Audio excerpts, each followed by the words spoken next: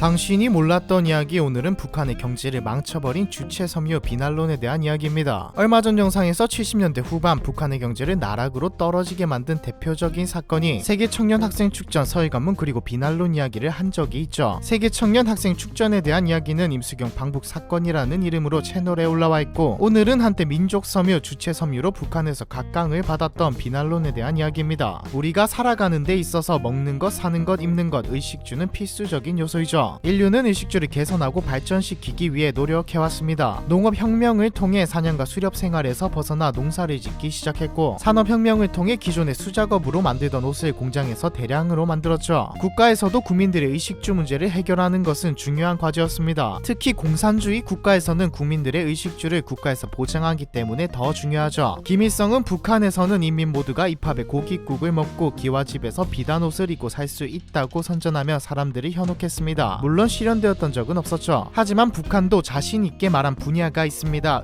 그러니까 입는 분야이죠. 바로 주체 섬유라 선전을 했던 비난론입니다. 하지만 역설적이게도 비난론은 북한의 경제를 나락에 빠뜨리고 인민들의 가난과 기아에 허덕이게 한 주범이 되었죠. 그런데 비난론이란 도대체 무엇일까요? 비난론은 일제 강점기 시절에 발명된 섬유입니다. 1935년 월리스 캐러더스가 세계 최초의 합성 섬유인 폴리아미드 합성 섬유를 발명하고, 1938년 듀폰사가 폴리아미드 합성 섬유에 나일론이라는 이름을 붙여 생산했죠. 1939년 나일론을 이용한 여성용 스타킹이 선풍적인 인기를 얻으면서 나일론은 합성 섬유의 대명사가 되었습니다. 나일론의 성공으로 각국에서는 합성 섬유 개발 열풍이 불었죠. 비단 수출국이었던 일본도 합성 섬유 개발 열풍은 마찬가지였습니다. 나일론은 석유를 원료로 한 폴리아미드로 만들어졌지만 일본과 조선에서는 석유가 나지 않았죠. 그래서 일본은 석탄과 석유석을 원료로 하는 폴리비닐 알콜로 합성 섬유를 만들 수 있는지 연구를 합니다. 교토 제국대학 다카스키 화학연구소의 리승기 박사와 사쿠라다 이치로 카와카미 히로시가 PVA를 바탕으로 세계 두 번째 합성 섬유 개발에 성공하죠. 한국식 명칭으로는 이승기 박사이지만 6.25 전쟁 발발 직후 북한으로 월북해서 리승기라고 표기되는 편입니다. 리승기 박사는 자신이 개발한 새로운 합성 섬유에 비닐론이라는 이름을 붙였죠. 하지만 곧 중일 전쟁과 2차 세계대전이 터지면서 비닐론은 상용화까지 도달하지 못했습니다. 리승기 박사도 연구 성과가 일본의 업적으로 귀속된다는 사실에 불만이 많았고, 전쟁 말에는 일본이 패망할 것이라고 이야기해서 종전할 때까지 오사카 감옥에 갇혀 있었죠. 일본이 패망한 뒤 리승기 박사는 사회주의와 공산주의를 자본주의를 넘어선 혁명적인 이념으로 받아들였습니다. 당대 많은 지식인들은 리승기 박사와 같이 사상에 우호적이거나 매료된 경우가 많았죠. 북한의 남침으로 6.25 전쟁이 발발하고 북한은 리승기 박사를 영입하기 위해 산업성 대표 리종욱을 보내 설득시켰습니다. 몇 번의 설득 끝에 리승기 박사도 월북을 결심했고, 결국 7월 31일 자신의 가족과 친분이 있었던 과학자 미영옥과 리창직 그리고 서울대학교 응용화학과에서 가르쳤던 조교와 제자들까지 이끌고 북으로 넘어가죠. 당시 북한의 주요 과학자들은 모두 남한으로부터 월북한 과학자들이었습니다. 북한은 리승기 박사에게 수풍댐 수풍수력 발전소와 가까운 평안북도 삭주군 청수에 연구시설을 줍니다. 청수는 최북단이어서 전쟁으로부터 상대적으로 안전했고, 수풍 발전소가 있어 전력도 안정적으로 공급이 가능했죠. 40만 평의 카바이드와 아세틸렌 블랙 생산 공장도 있어서 연구에 필요한 물질을 생산하거나 완성품을 생산하는데 안성맞춤인 곳이었습니다. 리승기 박사는 자신이 개발한 비닐론을 본격적으로 생산하기 시작해 1951년 첫 공업화를 이루고, 전쟁이 끝난 뒤인 1958년 본격적인 공장 건설에 들어가 1961년 연간 2만 톤의 비닐론을 양산하기 시작하죠. 본격적인 양산에 들어가자 김일성은 비닐론을 비난론으로 개명합니다. 이는 외래어인 비닐 대신 모명을 짤 때 드시 날실이라 부르던 것에서 따와 우리 민족이 만들었다는 섬유라는 것을 강조하기 위해서였죠. 비난론은 북한의 풍부한 석탄과 석회석을 원료로 했기 때문에 김일성이 전폭적으로 지원해줬고, 우리 민족이 발명하고 자체 생산한다는 점에서 대대적인 선전 대상으로 삼았습니다. 북한의 공사지 특징은 저번 영상인 유경호텔에서 이야기했죠. 군대가 투입되어 엄청나게 빠른 속도로 끝내는 게 북한 공사의 특징입니다. 물론 안정성은 보장하지 못하죠. 북한은 비난론 공장을 민족의 대업으로 선전하며 건설 현장에 돌격대를 투입하고 속도전 운동을 벌였습니다. 흥남 비난론 공장은 8.28 돌격대가 투입되어 36일 만에 완공되었죠. 정상적이라면 건설에 3년이라는 시간이 필요한 규모였습니다. 날림 공사로 이루어졌음은 분명했죠. 100번 양보해서 운 좋게 공장은 잘 지었다고 치고 비난론은 성공했을까요? 사실 모두 답을 알고 계실 겁니다. 초반에 북한의 경제를 나락으로 떨어뜨린 3대 이유 중 하나라고 했으니까요. 비난론에는 치명적인 단점들이 존재했죠. 비난론은 각종 화학 화합물로 만드는 생산 과정이기 때문에 때문에 대규모의 생산 시설을 지어야 했습니다. 당연히 제조 단가가 다른 섬유에 비해 비쌌을 뿐더러 제조 과정에서 원자재 못지않은 폐기물도 나왔죠. 즉 한 벌의 옷을 만들려면 그만큼의 폐기물이 나와서 생산성이 떨어졌습니다. 생산 과정에서 막대한 전기도 소모했죠. 그래도 1970년대까지는 북한의 전력 사정이 괜찮았기에 버틸 수 있었지만 80년대 이후 북한의 전력 사정이 악화되면서 대량으로 생산하는데 엄청난 문제가 생깁니다. 게다가 비난론은 리승기 박사가 개발했을 당시와도 많이 달라져 있었죠. 리승기 박사는 비단이나 약물을 대체하려고 비난론을 개발했지만 김일성은 민족이 개발하고 민족이 생산하는 주체 섬유라며 면을 포함해 모든 천을 비난론으로 대체하려고 했습니다. 비난론은 화학약품의 강한 특성상 염색도 잘 되지 않아 투박한 색들만 있었고 그마저도 뻣뻣하여 착용감이 좋지 않고 번들거렸으며 몇 번 빨면 쉽게 줄어들어 입을 수 없는 상태가 되었죠. 하지만 김일성은 단점들이 명확했음에도 단순히 우리 민족이 만들었고 우리 원자재로 생산한다는 것을 내세워서 대대적인 생산을 했습니다. 물론 북한에서도 비난론 확대에 반대하는 입장이 없었던 것은 아니었습니다. 생산성과 경제성을 따져 나일론이나 니트론으로 가야 한다는 주장도 있었죠. 하지만 자유롭게 이야기할 수 있는 사회였다면 북한이 이 지경이 되지 않았을 겁니다. 비난론은 경제성이 없다며 김일성에게 극구 반대 의사를 외쳤던 서울대 출신의 려경규 박사는 나일론 같은 자본주의와 귀족적인 섬유를 지지했다며 사상 검토를 받고 숙청되었죠. 심지어 리승기 박사도 비난론의 대규모 공장 건설은 반대하는 입장이었습니다. 비난론의 석탄 화학뿐만 아니라 나일론 같은 석유화학의 중요성도 이야기했지만 북한이 내세우는 주체과학과 반대되는 입장이었기 때문에 철저하게 묻혔죠. 북한은 1970년대 들어서 베이비 붐이 일어나 옷에 대한 수요가 크게 늘어나고 있었습니다. 기존의 생산량으로는 배급량을 맞추지 못하는 경우가 많아졌죠. 북한이 선택한 방법은 함흥에 있던 비난론 공장 규모의 2배에 달하는 순천 비난론 연합 기업소를 건설하는 것이었습니다. 북한 정부와 김일성은 공장이 완공되게 되면 옷 공급도 크게 늘어날 뿐더러 400여 가지의 화학 제품 또한 생산이 가능해지기 때문에 그동안 선전했던 입합의 고깃국 기와집의 비단옷이라는 사회주의 낙원이 실현될 것이라 보았죠. 하지만 건설비만 100억 달러에 달했고 북한의 자력으로는 실현하기 힘든 꿈이었습니다. 결국 1단계 공사만 마무리한 채 1989년부터는 공사가 중단되었죠. 그동안 들어간 100억 달러라는 막대한 예산은 아무런 소득도 없이 모두 매몰 비용이 되었습니다. 90년대 공산주의 국가들이 붕괴하고 종주국이었던 소련이 무너지면서 그동안 저렴하게 소련에게 사오던 석유가 비싸지자 북한은 전력난과 연료난을 겪게 되었고 덩달아서 비난론의 원료인 석탄 가격도 엄청나게 뛰어버리게 됩니다. 비난론을 생산하기 위해서는 대량의 전기를 필요로 하기 때문에 고난의 행군이 본격적으로 시작된 1994년부터는 비난론 생산도 모두 중단되게 되었죠. 건설이 중단되어 할 일이 없어진 직원들과 인부들은 설비들을 몰래 중국에다가 팔아버리면서 말 그대로 건물 뼈대만 남게 됩니다. 쓸모없어진 비난론 공장장 자리는 김정일 시대 이후 임무를 좌천시키는 용도로 사용되었죠. 비난론의 대실패로 북한의 섬유 산업은 마비될 지경에 이르렀고 현재는 대부분의 섬유와 옷을 중국으로부터 수입해 들여오고 있습니다. 2007년 김정일이 비난론 재건을 지시해 10년 만에 재가동에 들어갔지만 현재까지도 가동률은 30%를 넘지 못하고 있어 현재 비난론은 북한 주민들에게도 버림받아 걸레로 주로 쓰이고 있습니다. 이념과 주체 사상이라는 신념에 집착해 경제성을 무시한 채 강행된 결과인 비난론은 북한 지도자의 잘못된 결정이 얼마나 인민들의 삶을 파국으로 몰고 가게 했는지 폐쇄된 독재 체제인 북한 사회의 문제점을 여실히 보여주고 있는 사례입니다. 하루빨리 붕괴했으면 좋겠네요. 생각이 말로 나와버렸네요. 북한의 경제를 망쳐버린 주체 섬유 비난론에 대한 이야기 이번 편은 여기까지입니다.